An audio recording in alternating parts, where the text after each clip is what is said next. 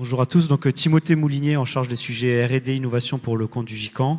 Et donc j'ai le plaisir et l'honneur là d'animer un peu cet après-midi avec vous autour des défis technologiques associés aux engins aux engins autonomes marins, pardon.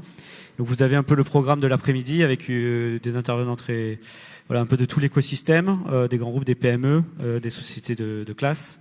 Et donc on va aussi un peu comme ce matin faire des présentations en plénière et après une table ronde plus ouverte aux échanges et aux questions.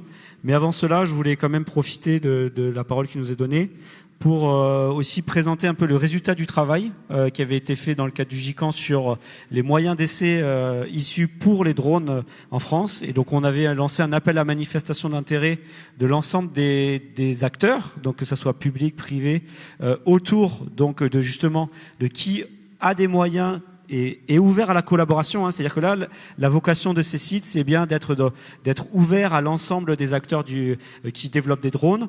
Après, il y a des industriels qui ne sont pas dans cette liste-là, mais qui ont des moyens en propre. Et donc voilà, ça c'est tout à fait naturel. Mais là, ici, c'était plutôt de favoriser ce qui peut être mis en commun. Et donc là-dedans, vous retrouvez le Céladon, par exemple, hein, donc l'association qui a des moyens pour mettre ça et qui vraiment, c'est sa mission première, hein, d'organiser ces essais. De la même façon, Cercel, avec la base qu'ils ont. Et pareil, ils veulent s'ouvrir et faire venir dans leur base les gens qui veulent expérimenter des choses. Et puis après, on a vu dans cette appel à manifestation d'intérêt aussi beaucoup d'acteurs étatiques qui se sont positionnés, notamment le CHOM, hein, qui était là tout à l'heure, l'Ifremer, qui en fait sont assez ouverts vraiment à ces expérimentations et sont prêts à accueillir sur leurs moyens de tout ce qui peut être testé. De la même façon, sur la Marine nationale, donc avec la DGA, il y a la feuille de route drone qui est en réflexion, mais d'ores et déjà, il y a deux initiatives majeures qui sont le drone Athlon, qui a vocation à se répéter, hein, donc il y avait une première version en fin d'année dernière, et toute la démarche Perseus aussi pour pouvoir porter plus rapidement et plus facilement à la mer un certain nombre de choses. Donc ça aussi, on veut référencer dans cette carte des sites d'essai ces initiatives-là, et après qui peuvent, là on a parlé plutôt franco-français, mais on fera aussi un petit encart sur les choses plutôt à l'international, comme le REPMUS, qui peut avoir lieu notamment au Portugal, ce genre de choses. Donc ça fait partie aussi des incontournables pour ce volet test, validation et démarche de qualification.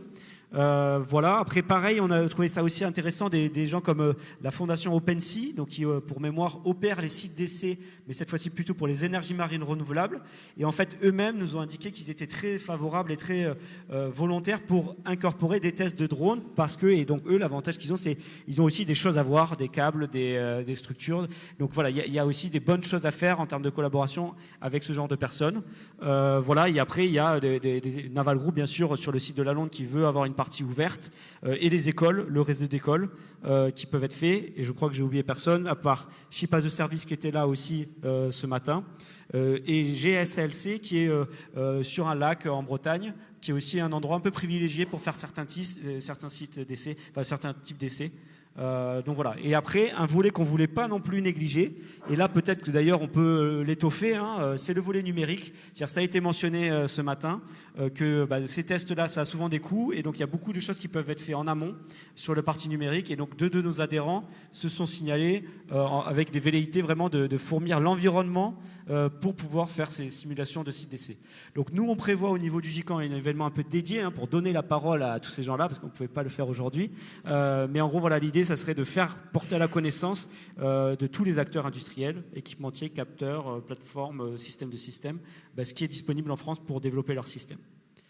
Voilà. Et la deuxième chose qu'on voulait aussi mentionner, et ça je remercie vraiment le pôle mer Méditerranée d'avoir entamé cette démarche, c'est la révision de la feuille de route Smartship. Donc pour mémoire, hein, c'est l'une des 5 feuilles de route qui sont portées par le Conseil d'orientation de la recherche et de l'innovation des industries de la mer, le CORIMER, et qui sert vraiment d'outil pour faire du lobby auprès de l'État pour avoir un soutien, donc dans le cadre de France 2030 et des plans successeurs pour ces enjeux-là. Et donc la première version datée de 2021, et donc on avait estimé collectivement avec notamment le pôle mer Méditerranée, mais aussi le pilote qui est Exhale, qu'il y avait eu suffisamment de choses qui avaient évolué depuis pour faire une mise à jour. Donc il y a eu un peu un travail on va dire avec les acteurs pour faire une première monture, et on compte sur le pôle Méditerranée pour mettre un peu à disposition cette nouvelle feuille de route pour que vous puissiez réagir et s'assurer en fait, pour nous c'est l'enjeu de ces feuilles de route, c'est qu'elles soient l'enveloppe de vos stratégies à vous. C'est-à-dire que chaque entreprise porte ses stratégies technologiques, et l'idée nous c'est qu'on puisse en faire l'enveloppe, que vous puissiez vous y retrouver quand il y a des appels à projets ou quand il y a des moyens de financement en lien avec ces thématiques-là.